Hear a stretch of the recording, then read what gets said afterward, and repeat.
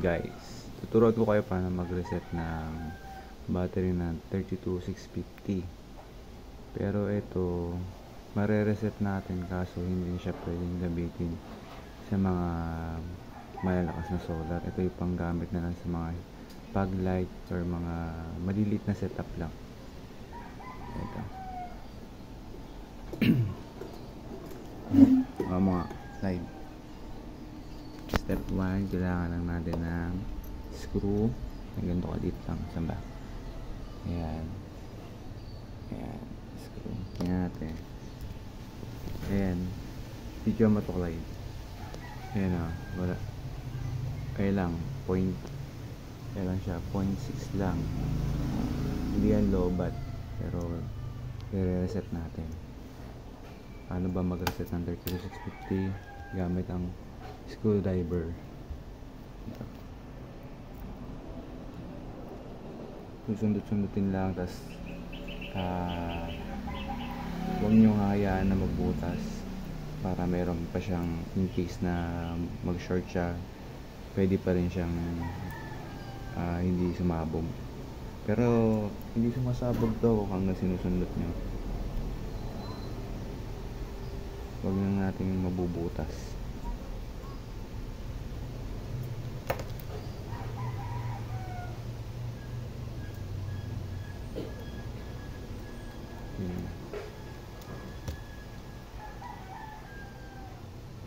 Wala pa rin.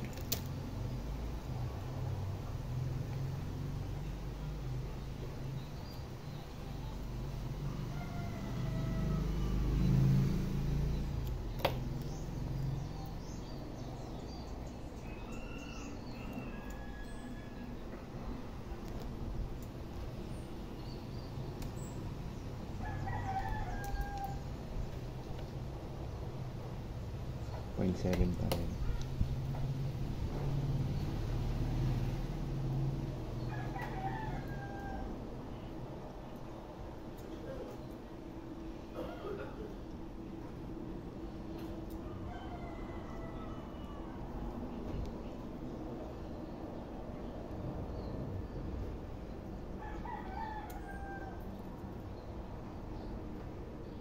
Kasi pag na-overcharge to, lumulobo yung loob niya para ma-disconnect niya yung kuryente. Kaya ang ginagawa natin is bababa lang natin yun para dumikit ulit dun sa may positive.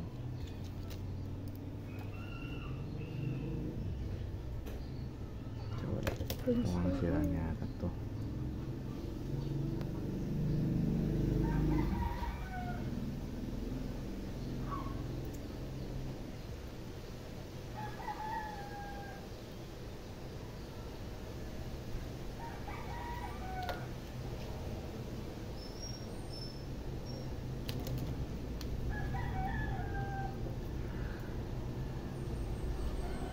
Ay, yun, sumingaw. Ibig sabihin, nabutas siya. Medyo parang hindi na siya pwedeng gamitin to. Gulat ako sumingaw. Nabutas. Kaya ingat-ingat sana. Lumilihab yan, Nepa. Kahit sumingaw siya, huwag lang lalabas yung oil niya.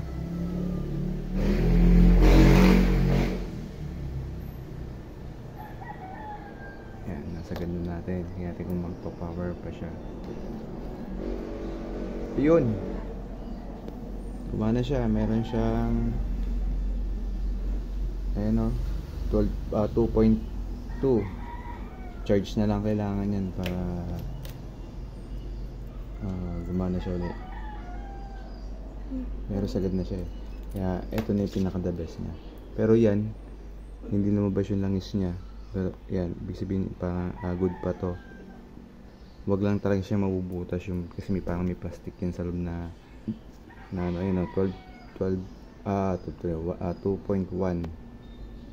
volts. Okay, marami pa kasi akong mga battery dito na na-overcharge. Kung makikita nyo yung loob dun, silipin nyo, lumobo yun. Dapat hindi, dapat yan naka-flat lang.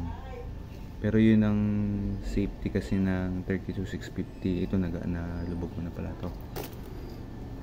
Yung mga 3650 may mga kasi mga gantong battery kahit mag overheat siya hindi siya sumasabog. Yun. Ngayon ang kaya lang to na di-disconnect ko, nasisira dahil yung pinakaloob nun yung parang malambot na yun, lumulobo yun. Pag lumobo yun, umangat, meron parang may sa ilalim, sa loob niyan mayroon parang pinaka-positive diyan na magkadikit lang yun. Ngayon pag lumobo yun, umangat, madi-disconnect siya. Ayun ang kagandahan sa 3650 kaya hindi siya sumasabog. Hindi katulad ng ibang battery pagka na overcharge is parang sumasabog. Pero mga battery kasi ngayon, ganun na mga ginagawa ngayon. Yung meron silang safety failure para iwas sunog, ganyan. Ito, kailangan tanggalin lang yung papel na yan. Papel ba ito? Plastic. Marami akong mga battery na overcharge dito. Ayun, kung makikita nyo, ayun, nakalobo yun, oh. Yun sa loob. Dapat yun nakababa, nakabaon. Pero yung isa goods na meron akong battery katulad nito, ito matagal na, sira na, pero tingnan nyo, pinush ko lang din yung ilalim. Pero tingnan nyo yung volts 2 point, ayun, oh. Ano pa nga siya, 30 pa. oh, diba 3.2, oh, ibig sabihin goods siya. Tapos yung basta yung importante dito, yung pinaka lang sa loob, wag nyo mabubutas. Pag lumabas yung langis, wag nyo nang gamitin. Kasi ano na yun, may chemical yun, mabaho yun. Pero kung sa labas nyo yung gamitin, okay lang. Pero wag nyo nang gamitin para mas okay. Ito rin, sino ba yun? Bali nakakatatlo na ako dito. Ayan, napagaan ako siya. Merong katulad nito, nilubog ko na.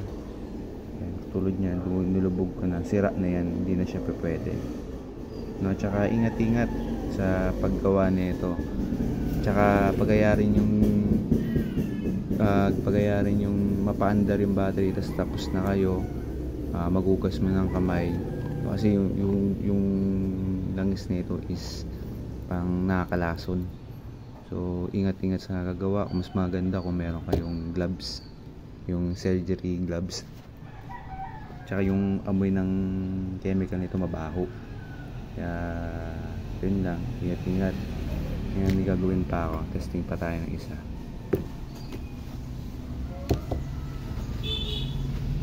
Ayun, tulad na ito, lumabas yung langis. Ayan ang may langis na lumabas. Ayun may langis. Ayan, huwag nyo nang gamitin to, hindi siya advisable na. Nabutas ko pero sayang, butas. Ayun, may langis. Ayun yung mabaho at saka yan ang chemical. So ingat sa pag reset ng battery ng ganito, or kung gagamitin nyo pa. Mali kasi yung nabutas ko siya, pero goods pa to pero hindi natin siya gamitin kasi may mga bata dito. Tsaka mabaho amoy niya, so tatapon na natin siya.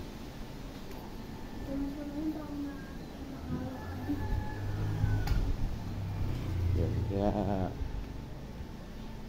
ingat, sayang yung isang battery na yun. Okay pa yun, kaso nabutas magre-reset pa tayo ng isa. Ito, tingnan natin, check natin na yan 0.1. Pwede ba?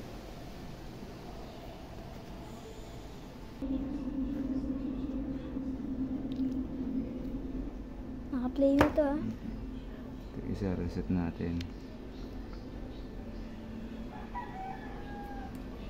Dandahan lang, parang di mabutas.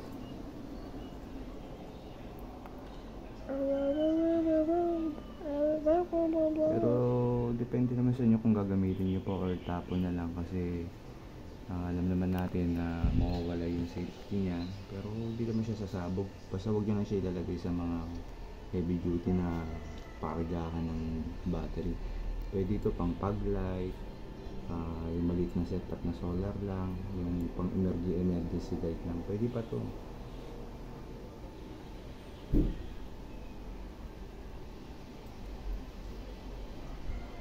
Huwag nyo na siya isasama sa mga bago ng battery. Pero depende sa inyo kung gusto nyo gamitin, pero ingat lang. Hindi natin na meron siya. Nagkakaroon na siya 12, kanina 12, 0.1 lang, pero ngayon 0.6 na.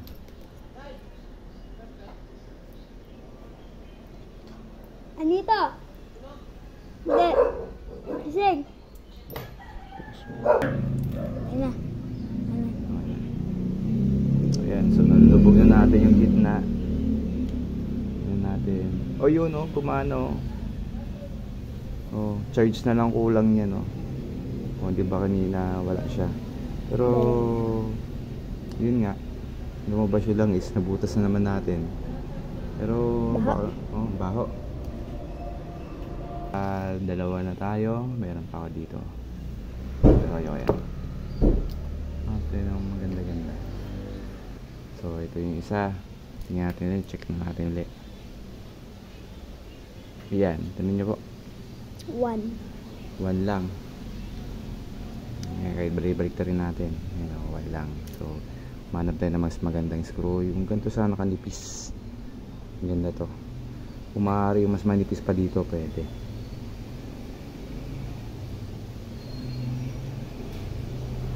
Pero dandahan sa pagtusok.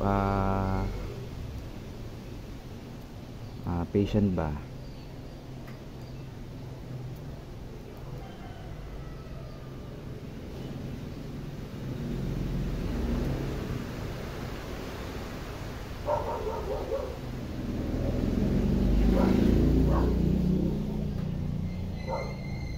Mas maganda nga kung plastic yung pang susundot nyo eh.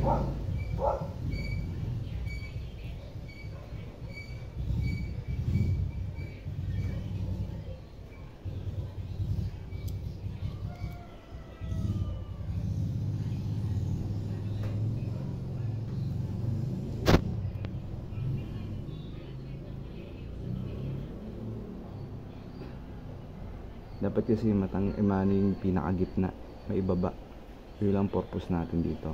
Yung pinakagitnang gitna, yun ang ibababa natin para dumikit dun sa positive.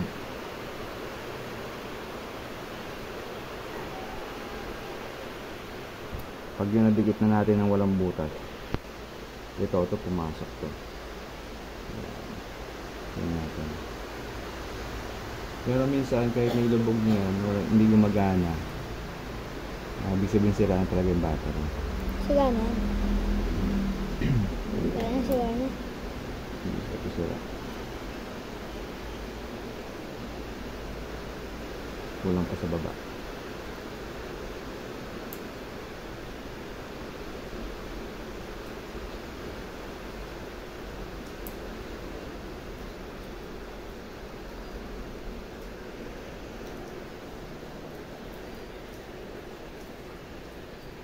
Ayan, babang baba na. Tingnan natin kung magkano. Yun, wala pa rin.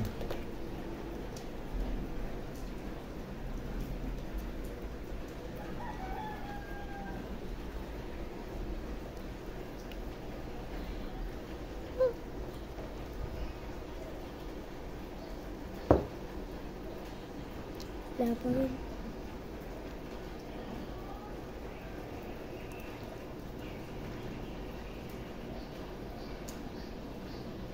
So, ito, babang baba na to. Pag di pa rin gumana, may sabi wala na to. Sunog na yan. Sira na.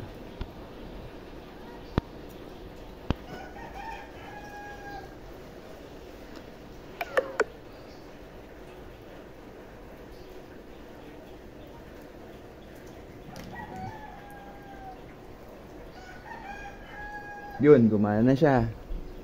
Ayan. So, lobat lang siya. Ngayon gagawin natin, charge natin yung mga yan. So, nakaka-4 na tayo. O yun, may 12 volt system na siya. Ayan, o. Ito, bili mo, lumang-luma na, napagana pa natin. Ito rin. Ito, ewan ko bakit nandito to. Pero gumagana pa pala. So, meron na tayong 3. Meron pa tayo dito eh. Patanggalin mo yung sampain ni Jana dun. Upya. Yan. Yan na naman tayo isang pasyente. Yan. Isa. Ayan. Luma yan, oh. Ayan, oh. Yan. Palobat ka na, post ko muna to. Wala at Palobat na ako. Kaya mas na to.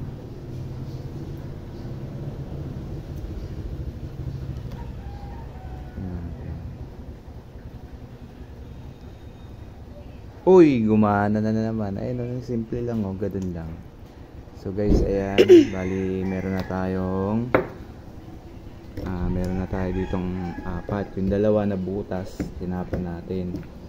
Pero yung mga ganun, pwede pa naman gamitin yun. Yung gawin nyo na lang, yung dalawang peraso, diba nakabutas kayo at goods pa naman yung battery.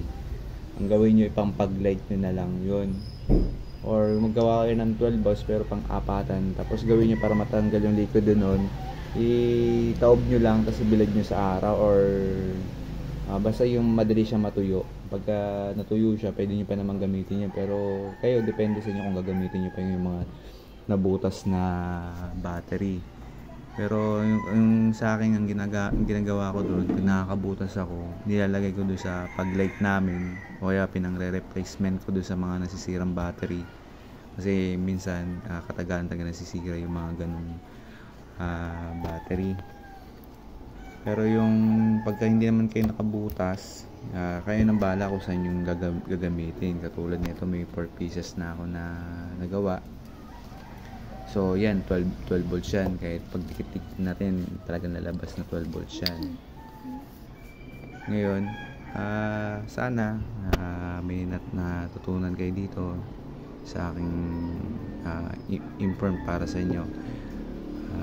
Sana nakatulong yung mga, kasi nakakapanghinayang din kasi yung battery kung tatapon lang, ang mahal-mahal na ito tapos tatapon natin, pero hanggat mapapakinabangan natin, gawin natin. Kaya sana may natutunan kayo at nakatulong ako sa inyo. Huwag nyo na rin makakalimutan na pa-like na lang po ako ng aking YouTube channel at saka pa-follow na rin po para sa susunod na video. So yun po, salamat.